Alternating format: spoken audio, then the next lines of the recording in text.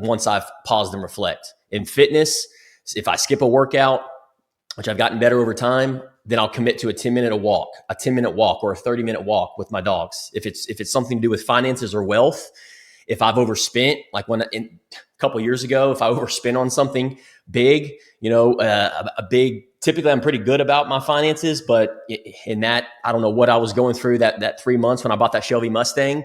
I had to really reflect on that. And so I had to basically plan a no spend. My note says day, but I really needed to plan a no spend, few months and figure out. And I ended up, flipping it and selling it. And so, but the only reason I was able to get to that is because I paused and reflect. And then I made a micro course correction, which is that third step with that Shelby Mustang. And then in relationships, for me, a big one is because I'm a strong personality type of individual. So if I tend to, my tone is a little louder than normal, or I'm speaking out of kindness to somebody that maybe doesn't know me, and I'm just speaking out of love, but they don't know that because that's my love language. That's how I speak.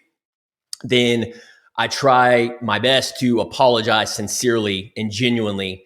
And for me, I try to set aside time to talk. So making those little small micro course corrections are a game changer, not only for that other person, but for you subconsciously.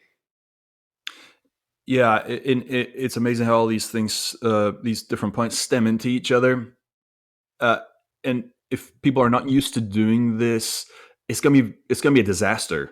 But the key is to continue to acknowledge, continue to pause and reflect, and continue, because here it comes, is the micro changes, right?